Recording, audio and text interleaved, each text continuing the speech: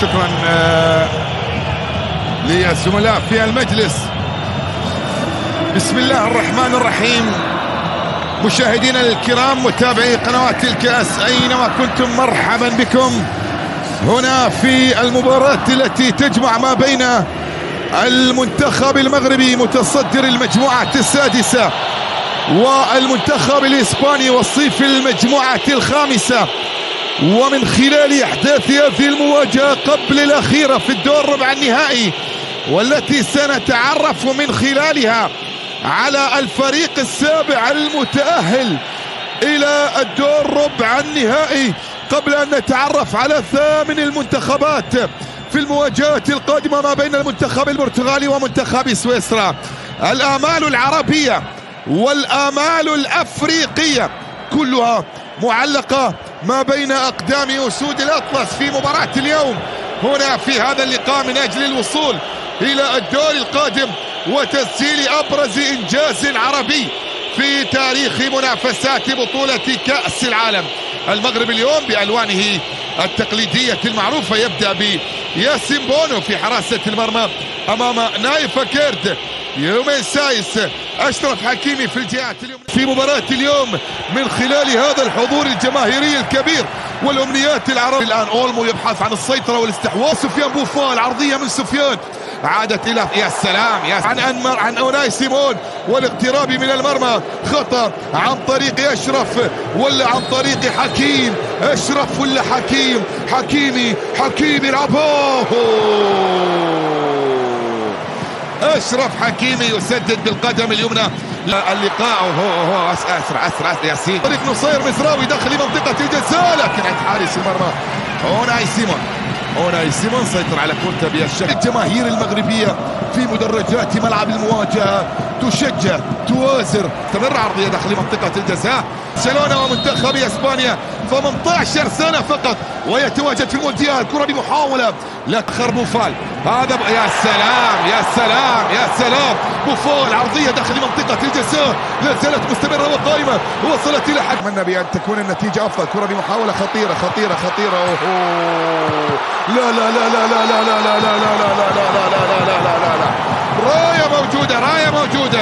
راية موجودة والتسلل، لكن محاولة خطيرة جدا. وأعود وأكرر وأقول فلنحذر من باكي منتخب بلاده. وبالمناسبة هدفين فقط. كرة بمحاولة خطيرة لمصلحة المنتخب الإسباني وتسديدة من ماركو أسينسيو، لكن إلى خارج أرضية الملعب. كرة تصل إلى أن تكون حاضرة بركلة مرمى. هذه الكرة والمحاولة من مارسيل أمامية، لكن أيضا رودري بالعرب كل العرب من خلال عودة لمصلحة المنتخب المغربي. تسديده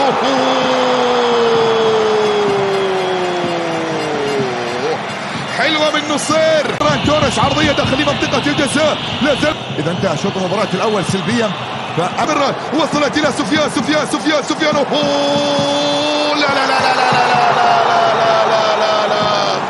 يا الله يا نصير. راسية يا يوسف.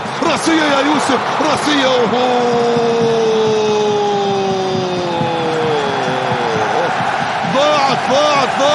فران، ذكرت الحذر من فران. عرضية داخل منطقة الجزاء مرت من أمام الجميع وتحولت إلى خارج أرضية الملعب، وصلت إلى ركلة مرمى. في الجهة اليسرى عرضية ملعوبة.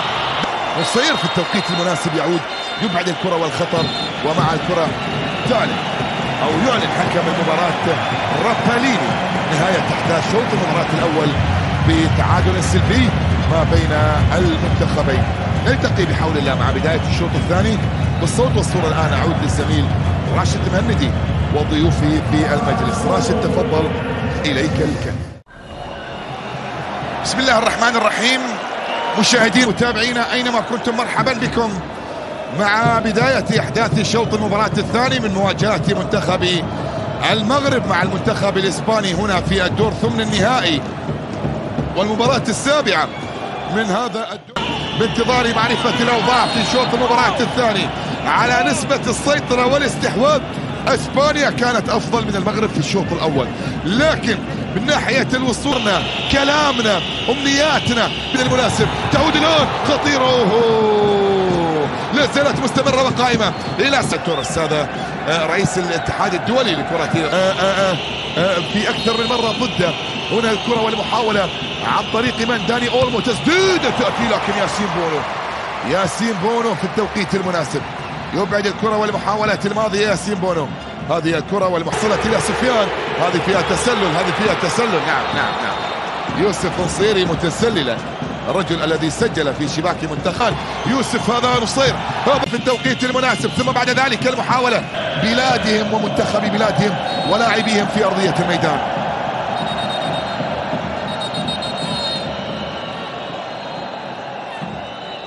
كرة بصصي 3 أهداف. كرة بمحاولة عرضية. يلعب الكرة عن طريق من اعتقد شخصيا بأن أبو خلال لاتجاه اللاعب داخل منطقة الجزاء. خطيرة الكرة لكن طالت على يبدو نعم اللاعب اللي هو فيران توريس. والعودة الدفاعية مغربية وبعيدة خطيرة وصلت إلى الفارو موراتا. يا سلام هذه يلعب الكرة الآن المحاولة للمنتخب المغربي لكن لم تكن بالشكل المطلوب. مرت من أمام أملاح. بلباو يدخل إلى أرضية جوردي ألبا عرضية داخل منطقة الجزاء لكن أيضا تغطية وإبعاد في التوقيت المناسب. وبعد ذلك إلى ركلة مرمى بعد تسديدة من أولمو. هذه الكرة العرضية الماضية والتسديدة من أولمو المنتخبي الكندي. كرة عرضية خطيرة جدا لكن أبعدت إلى خارج أرضية الملعب. وصلت إلى ركلة أو رمية تماس. كرة محاولة ملعوبة الآن لكن أيضا اصطدمت تحولت إلى خارج أرضية الملعب. ركلة ركنية للمنتخب الإسباني. ملعوبة داخل منطقة الجزاء لكن أيضا بواحدة مرتدة يا موروكو أمامية خطيرة ملعوبة. مرت من أمام الجميع تحولت إلى خارج أرضية الملعب. وصلت إلى رمية تماس. هذه الكرة شوف التمريرة من نيكو ويليام من أشرف حكيمي. عرضية من أشرف داخل منطقة الجزاء لا زالت مستمرة وقائمة خطيرة.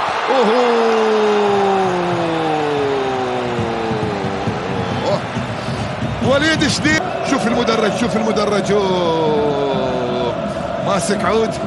ماسك عود في وسط مدرجات الملعب المنتخب المغربي. الآن مرر يا وناحي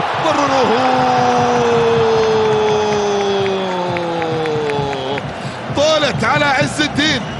خطيرة من الفارو موراتا. واحد على أولمو.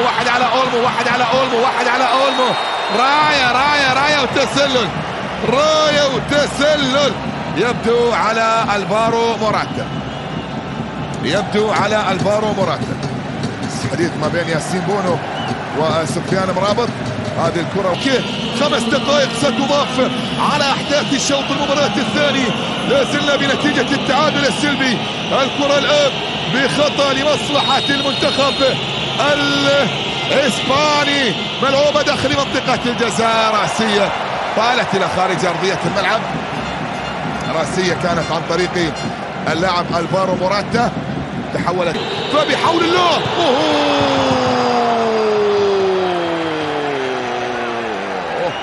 أوناي سيمون أمامية ملعوبة الآن.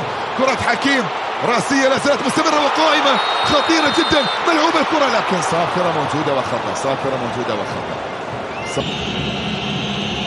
موجودة وخطأ. محاولة للمنتخب الإسباني. ملعوبة داخل منطقة الجزاء. بونو الله عليك يا بونو إلى ركلة ركنية رأسية. ابعدها وابعدت إلى خارج أرضية الميدان. وصلت إلى رمية تماس المنتخب الإسباني. انتهى الوقت الأصلي وانتهى الوقت بدل الضائع وانتهى شوط المباراة الثاني بتعادل سلبي ما بين المنتخبين.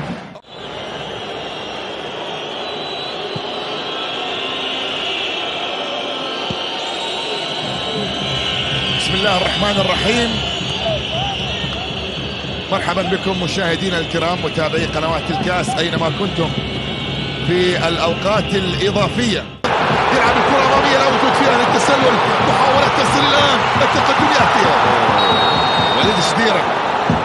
وليد شديرة قادر المنتخب المغربي على الصمود. عرضية داخل منطقة خطيرة من موراتا زالت مستمرة وقائمة خطيرة. تسديدة تأثير التصدي لمصلحة المنتخب المغربي. وصل الجول.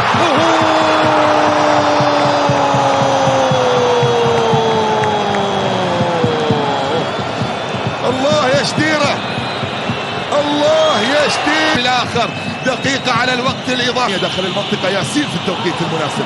أعتقد معها يجب أن يطلق حكم المباراة الأرجنتيني.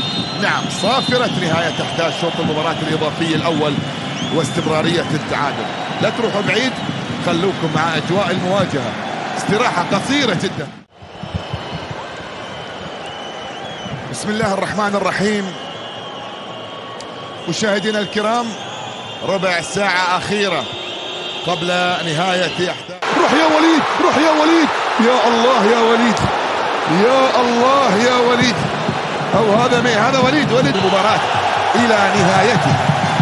يكمل المباراة إلى نهايتها هنا في الوقت الإضافي الثاني وفي الدقائق الأخيرة من الوقت. وحتى أوروبيا كرة محاولة ملعوبة. 3 دقائق كرة محاولة خطيرة. بوسكيتس المنتخب الكرة.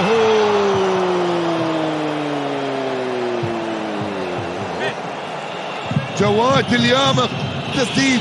تعود الكرة من جديد. المحاولة عرضية داخل المنطقة والرأسية ملعوبة خطيرة.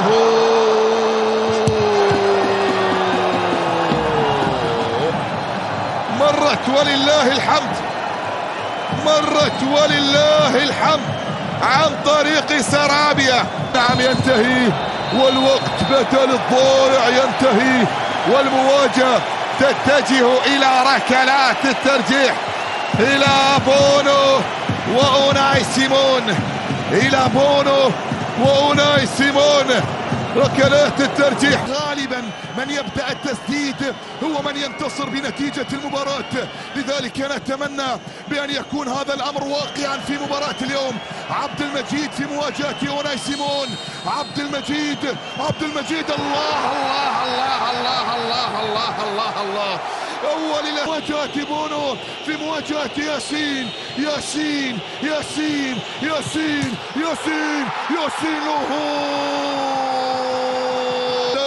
حكيم الآن في مواجهة أوناي سيمون. حكيم الله. يلا يا ياسين سولير. الله يا بدر الثالثة. لا بدر بونو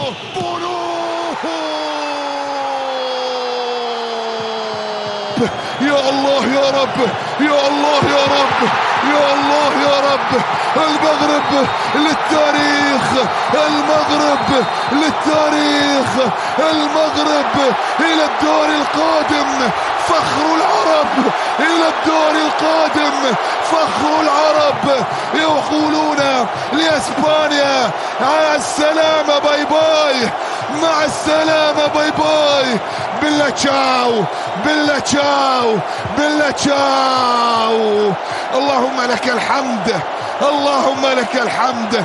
المغرب إلى الدور القادم وإلى دور ربع النهائي من منافسات بطولة كأس العالم في إنجاز تاريخي يسطر للعرب بأقدام المغاربة هنا في هذا الملعب. المغرب تأهلت، وصلت إلى الدور القادم لتواجه الفائز من مباراة المنتخب البرتغالي والمنتخب السويسري.